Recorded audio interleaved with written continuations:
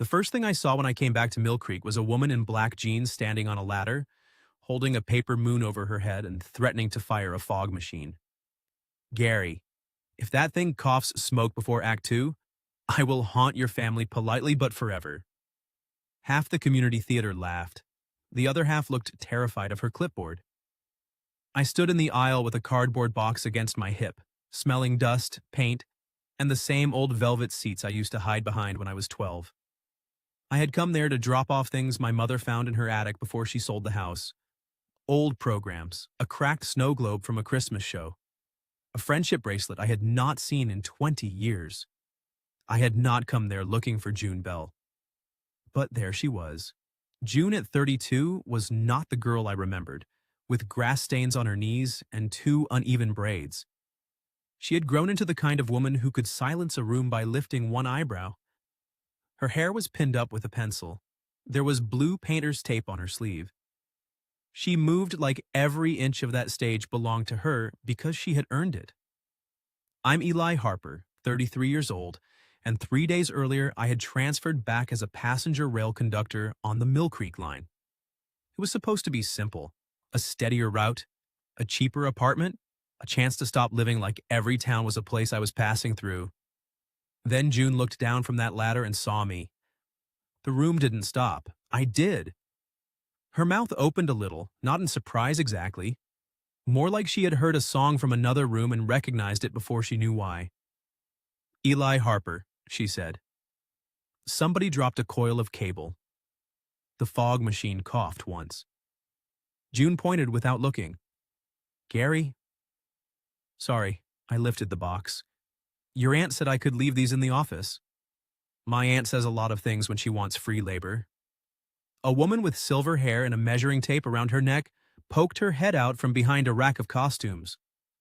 "I heard that, Juniper." June smiled, and the smile hit me harder than it had any right to. "May?" I said, nodding. May Bell squinted at me. Good grief. Little Eli Harper got shoulders. June almost slipped off the ladder, laughing. I stepped forward on instinct, but she caught herself. "Don't start rescuing me before hello. It sets a bad precedent." "Noted," I said. "Hello." "Hello." There it was. 21 years folded into one stupid word. Rehearsal swallowed her again. I should have put the box down and left. That had always been my talent, leaving before anyone could ask me to stay. My father's railroad job had moved us away when I was 12. I'd told June I would write. I wrote 3 letters and never mailed the 4th because being lonely felt easier than admitting I was lonely. So I stood there like an idiot while June called cues, fixed a hem with 2 safety pins, and convinced a teenage actor that dying dramatically did not require knocking over furniture. Then the prop table collapsed. Not tipped. Collapsed. A fake silver tea set, 2 candlesticks, and a glass bowl full of plastic grapes slid toward the floor. June lunged from one side. I lunged from the other. We caught opposite ends of the table at the same time, our hands close enough that her knuckle brushed mine. "Still dramatic," I said. "Still late," she said. "I've been here 10 minutes. I meant generally. That should not have made my chest tighten, but it did. As we lowered the table, the cardboard box at my feet tipped over. Old programs spilled out, along with a faded blue and yellow friendship bracelet. June went very still. For a second, the confident woman with the clipboard disappeared, and I saw the girl who used to sit beside me behind the theater after school, sharing licorice and making plans big enough to scare both of us. "You kept that?" she asked. I looked down at the bracelet. Apparently my mother did. She picked it up carefully, like it might break. Blame the mother. Classic conductor behavior. "I wasn't always a conductor." "No," she said softly. "You were once a boy who promised me he'd come back before the streetlights came on." The joke in my throat died. May clapped her hands from the wings. 5-minute break. Nobody bleed on costumes. I just finished those cuffs. People scattered. June handed me the bracelet, then nodded toward the lobby. "Walk with me, Harper." I followed her past framed posters and donation plaques, past the cracked drinking fountain where we used to dare each other to drink from the weak side. She stopped beneath the old marquee lights in the lobby. Outside, dusk pressed against the glass doors. For a moment, neither of us spoke. Then June reached beneath the collar of her black shirt and pulled out a thin chain. Something small hung from it. My stomach knew before my brain did. A cheap little ring. Silver-colored once, now softened by time. The kind sold in a plastic bubble from the grocery store machine by the exit. I had won it for her with 4 quarters and the confidence of a 12-year-old boy who believed promises were easier than geography. June unclasped the chain, slid the ring free, and placed it on her finger. It fit. She turned her hand under the lobby light, and her voice changed. Not teasing now, not theatrical. Remember? I did. We had made a rule the day I gave it to her. The ring wasn't for marriage. We were kids, not lunatics. It was for one honest question. Whoever held it could ask once, and the other person had to answer without hiding.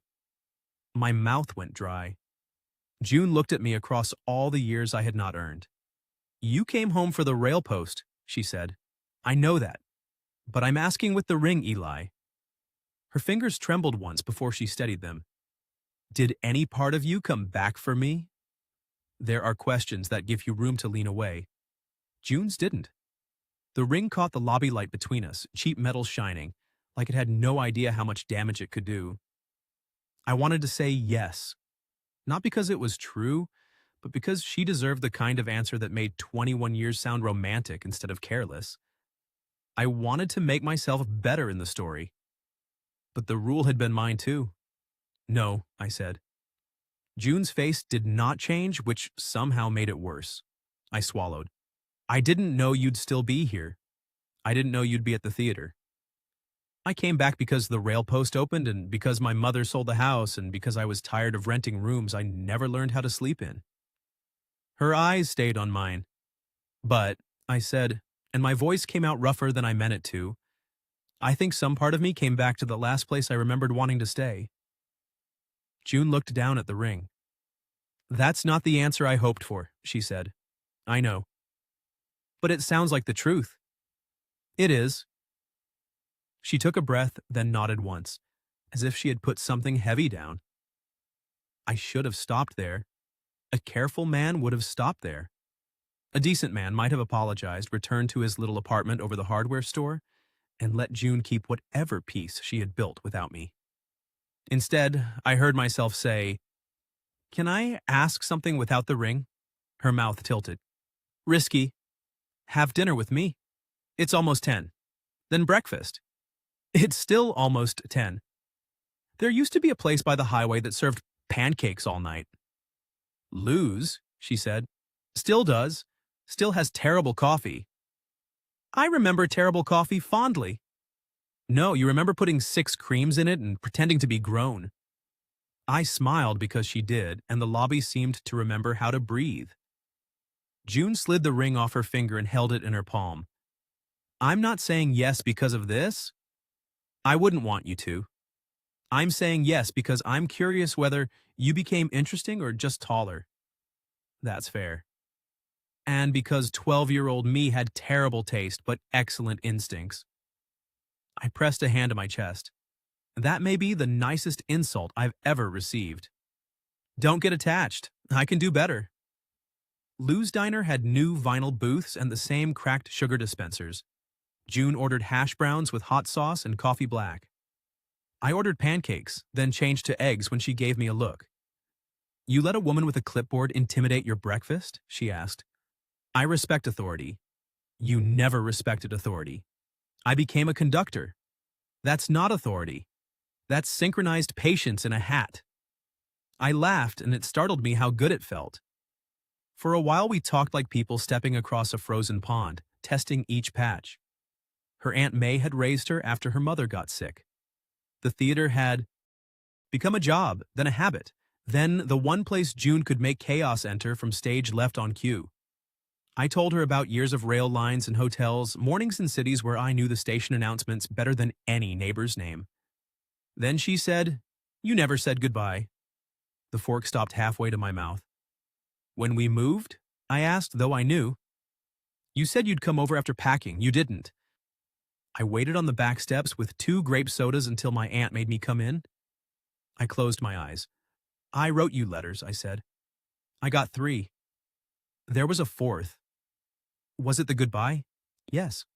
Why didn't you send it? The diner hummed around us. A cook called an order. Somewhere ice dropped into a bin.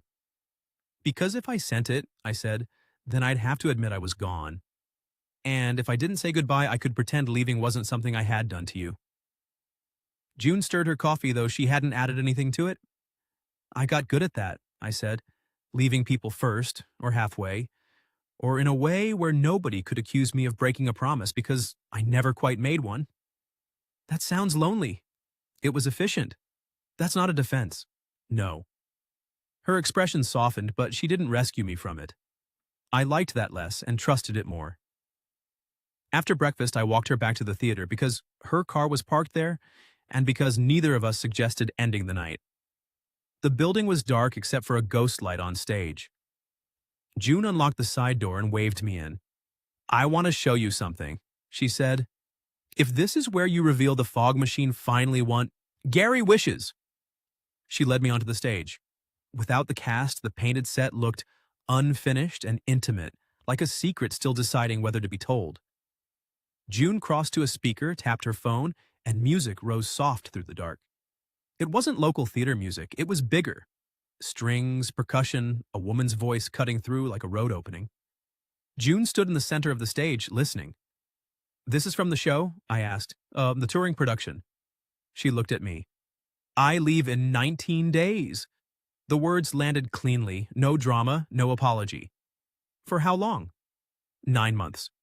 I looked at the empty seats, then back at her. You're going on tour. I'm assistant stage manager and understudy for one of the featured roles. National route. 31 cities if the schedule survives itself. That's incredible. It is. I meant it. I also hated it, immediately and selfishly. June must have seen both truths on my face because she gave a small laugh without much humor. Don't worry, she said. I didn't bring you to breakfast to trap you into missing me. Was it meant to be a goodbye? The music filled the space between us. She touched the chain at her throat, but the ring was hidden beneath her shirt again. That, June said quietly, is the next question neither of us can make the ring answer. 19 days turned out to be a cruel amount of time, long enough to learn the shape of June's laugh again, short enough that every new detail arrived with an expiration date. I saw her between my shifts and her rehearsals. Sometimes that meant coffee and paper cups behind the theater. Sometimes it meant walking her to her car while she listed the impossible number of things that could go wrong with a tour load in. On the 7th day, she texted, "Bus test. Want to see glamorous theater travel?" I found the tour coach parked behind the Civic Center, engine humming, its side freshly lettered with the production logo. June stood beside a woman with a tablet and a stare sharp enough to cut rope. This is Rena Shaw, June said. Production manager, schedule keeper, crusher of excuses. Rena glanced at me. Are you the conductor? Passenger rail. Good. Then you understand that departure times are not emotional suggestions. I've tried explaining that to people holding giant coffees. Then you may live. She tapped the tablet. The itinerary is half rail, half coach. Long legs by train, short hops in this thing. Our first leg out of Millcreek boards a train, which means I defend 2 sets of clocks. June grinned. High praise by her standards. The test was a simple loop to check equipment storage, Wi-Fi, and seat assignments. 10 minutes in, a road crew closed Main Street without warning. The driver cursed mildly. Rena began rerouting while half the cast argued about motion sickness and legroom. I didn't mean to take over. I just heard the problem. The way I heard a platform delay, not as panic, but as sequence. If you take Laurel to 6th, you'll miss the school traffic, I said. But don't turn at Pine. Delivery trucks block that corner after 4. Rena looked up. You know the bus clearance? I know which crossings scrape low trailers. She studied me for half a second, then told the driver, do that. June watched me from across the aisle. Synchronized patience in a hat, she murmured. No hat today. Still shows. The reroute forced everyone to switch seats while cases were secured. I ended up beside June near the back, knees angled toward hers, the coach rocking under us as Millcreek slid past in late afternoon light. "You're calm when things move," she said. "I'm calm when timetables move. People are harder." "Because timetables don't ask you to miss them?" I looked out the window, the old bakery, the library steps, the corner where we used to race bikes. "Because timetables come back around," I said. "Most people don't." June didn't answer right away, then her fingers brushed mine on the seat between us, not holding, just there. "I'm not asking you to solve 9 months today." "I know." "Do you?" I turned toward her. "I'm trying." That might be the most adult thing anyone has said on this bus. From the front, Rena called, "I heard that and unfortunately agree." The farewell performance came 5 nights later. The theater was packed. May had bullied half the town into buying tickets and the other half into donating cookies. I stood near the back in my work jacket, having come straight from a delayed evening run. Before curtain, May found me by the aisle. "I could introduce you around," she said. "Childhood Sweetheart returns. Very popular plot. It needs fewer set changes." "Please don't." Her eyes sharpened with approval. "Good. Juniper hates being turned into a scrapbook." "So do I." "Then act accordingly." She patted my arm. "And if you make her cry, do it where the lighting is flattering." The show was better than community theater had any right to be. June was everywhere and nowhere, moving in the wings, whispering cues, appearing once in a small role, and stealing the scene with 3 lines and a look.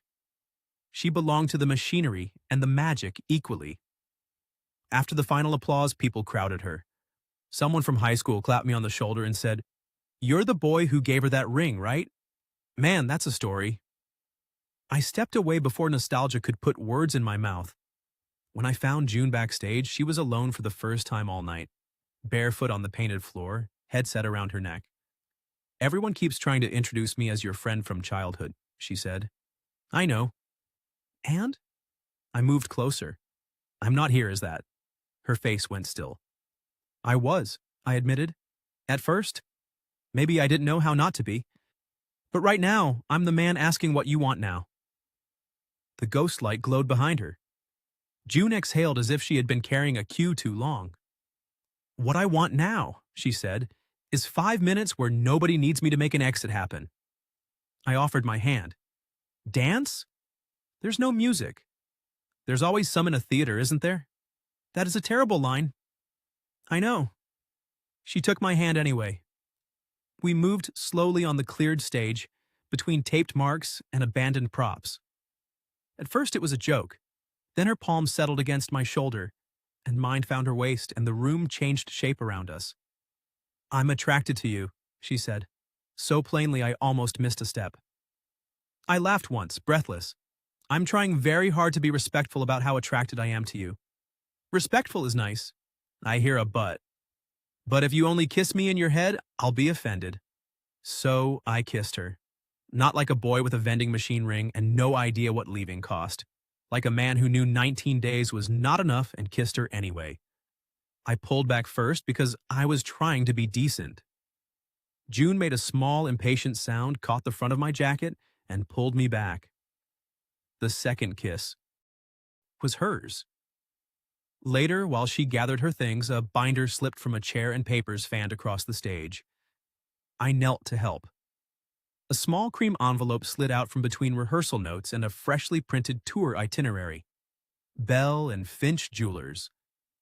June reached for it quickly, too quickly. At the same moment, the ring shifted on her chain. Under the work light, I saw the underside of the band. A tiny, bright seam. Fresh solder. June tucked the envelope into the binder and turned the ring inward with her thumb. It was so small a thing, almost nothing. But the story I had been telling myself cracked along that shining line. I waited until the next afternoon to ask. That sounds noble, it wasn't. I spent the morning on the platform checking tickets and pretending I wasn't replaying the flash of that new seam every time my punch clicked through paper. June met me outside Bell and Finch Jewelers after rehearsal, as if she had known the question was coming and decided not to make me drag it into the light. The shop was narrow and old, with velvet trays in the window and a bell over the door that sounded embarrassed to still be working. You saw the envelope, she said, and the ring. June nodded. No denial, no performance. An older jeweler behind the counter looked up from a loop. Back for the chain adjustment? Not today, Mr. Finch, June said. Just borrowing your honesty-friendly atmosphere. He shrugged like theater people were a weather pattern and returned to his work. June took the ring from beneath her shirt and laid it on the glass counter. Under the bright case lights, there was no hiding the repair. The band had been widened and smoothed, but the solder mark remained like a tiny scar. It didn't fit, she said. Of course it didn't. I was 12. I stared at it. You had it resized. This month. The words moved through me slowly. After the tour offer? I asked. After I accepted. I looked at her then. June's mouth tightened, but she didn't look away. It spent years in a tin with old ticket stubs, bad photos, a ribbon from some county fair. I didn't wear it against my heart for 21 years, Eli. I didn't sit by a window refusing suitors because a boy with dirt on his shoes gave me a toy ring. A breath I hadn't known I was holding left me. She saw that too. Is that relief? She asked. Yes, I said, because we were apparently still obeying old rules even without the ring. And shame. Good.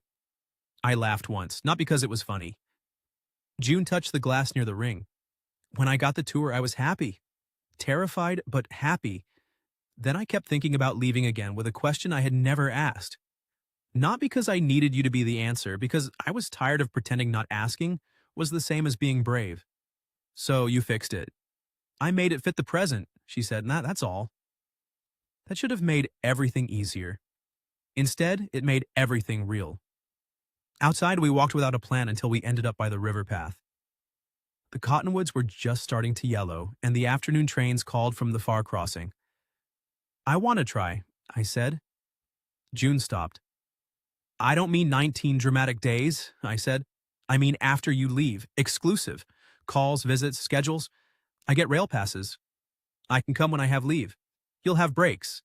And when the tour ends? When the tour ends, I come back here? She asked. If you want to. And until then, I call from hotel rooms. I manage time zones. I come back on my limited days off. I reassure you that leaving isn't leaving you, and you stay here being steady and wounded and very understanding. That's not fair. No, she said. It's not. But it's close to what you just offered. I put my hands in my pockets because I wanted to reach for her and didn't trust the instinct. I'm trying to make a plan. You're making a plan where distance is something I do to us and you forgive me for it. The sentence hit harder than I wanted it to. June's voice softened, but not enough to let me off. I chose the tour before you walked into the theater. I am not asking permission to keep it. And I'm not starting a relationship where I carry the risk because you finally found a town that holds still. That night, I went with her to the cast farewell at May's house. I went as her date. Not her. Rediscovered boy. Not a cute story. Her date. June took my hand when we walked in, and I felt the room notice. May noticed most of all. She glanced at our joined hands, then at June's face, and said, About time somebody entered from the correct side. A man from the set crew raised a paper cup. So the ring worked? She finally got you back? Before I could answer, June did. No, she said clearly. Nobody got anybody back. The room went quiet in that hungry way rooms do. June's thumb moved over my knuckles. We're not 12 and the past doesn't own us. We can still say no. May lifted her cup. To saying no when necessary and yes when earned. That broke the tension. People laughed, toasted, moved on. But I stood there understanding that June had just protected both of us from the very romance everyone else wanted to hand her. Later, on May's porch, the party noise behind us, June unclasped the chain and placed the childhood ring in my palm. My fingers closed around it automatically. One honest question used, she said. So maybe it shouldn't be mine alone anymore. What are you asking now? No ring for this one. Her eyes shone, but her voice stayed steady. I'm asking for terms. Terms? If we begin, you claim it publicly. You visit when it costs you sleep and comfort. not only when the timetable is convenient. You let me meet your life here instead of keeping me as something that happens on the phone. And you accept that the tour may change me. I looked down at the small ring in my hand. June continued, "If you can't do that, we part as friends before I board. I would rather miss you honestly than love you in a way that makes me smaller." There was no painless answer, so for once I didn't invent one. "I need to think," I said. June nodded, and though hurt crossed her face, respect did too. I left May's porch with the ring in my pocket, feeling its cheap little circle press against my leg the whole walk home. My first scheduled hometown run left at 6:12 the next morning. I carried the childhood ring in my pocket from Millcreek to Ashford and back, feeling it every time I checked my watch. By noon, I understood something I had been trying not to know. The ring had done its job. It had asked the question we were too proud, too scared, and too late to ask any other way. But if I used it now, I would be hiding inside a promise made by children. So before June's departure, I stopped at the station arcade, fed 4 quarters into a plastic capsule machine, and bought the cheapest ring in Millcreek. Purple plastic, adjustable, ridiculous, perfect. June's train platform was loud with rolling cases, cast members, coffee, and Raina Shah calling boarding times like a general with a spreadsheet. June stood near a pillar in a green coat, the theater binder tucked under one arm. When she saw me, her eyes went first to my face, then to my hand. I opened my palm. Her old ring lay there. "This is yours," I said. "Not because it decides anything, because it was brave of you to make it fit." June took it carefully, and I held up the purple plastic ring. Her mouth parted. "I'm not asking with the past," I said. "I'm asking now. Will you build something exclusive with me while your life is moving? I'll come to you. You'll come here. We'll be public. We'll be inconvenient. We'll have the hard conversations instead of calling silence noble." The platform announcement crackled overhead. I kept going before fear edited me. "And if home has to move sometimes, I'll learn the route." June's eyes filled, but she smiled. "That is an extremely ugly ring. It has emotional integrity. It came from a machine next to stale gum. Then it understands travel." She laughed, wiped her cheek, and held out her hand. I slid the plastic ring onto her finger. "Yes," she said, "but I get a question too." I nodded. June touched the purple ring. "If this tour changes me, if I come back louder or harder, or wanting things neither of us can picture yet, will you still choose me? Not the girl from the back steps, not the woman you found on stage. Me, as I become?" That was the costly question, the adult one. "Yes," I said. "I want to know the changed woman. I don't want to preserve the remembered girl." Rena called. "June, 2 minutes." June put the childhood ring back on her chain, beside the cheap new one for now. Then she kissed me in front of everyone. Cast, crew, commuters. May pretending not to cry near the vending machines. When June boarded, it hurt. But it did not feel like abandonment. It felt like departure. There was a difference. The first month was messy. We missed calls.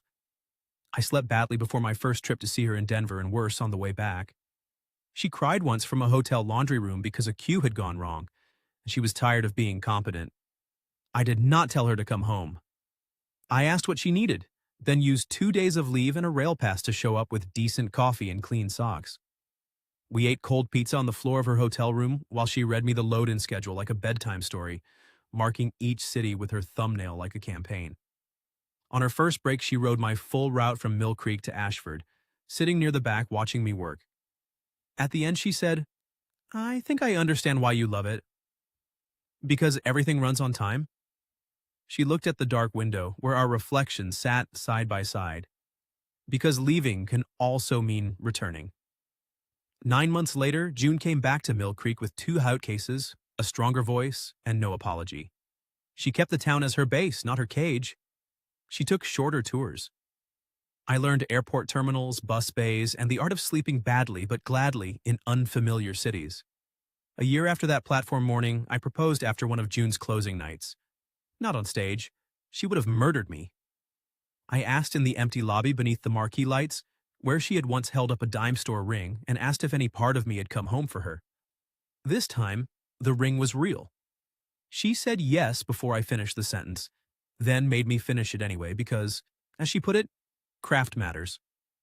Afterward, she threaded the old childhood ring onto her chain beside the real one for a moment, laughing through tears at how crowded her heart had become. And the final image I keep is not June waiting for me, or me watching her leave. It is the two of us boarding a late train after closing night, her hand in mine, her rings warm against my fingers, both of us carrying bags, both of us going somewhere, both of us coming home. So let me ask you, what would you have done if your childhood best friend showed you an old ring and used it to demand one honest answer? Have you ever had to choose someone whose future was moving in a different direction from yours? Share your story in the comments. And if you believe in the last, maybe that becomes a real choice, like and subscribe for more stories like this.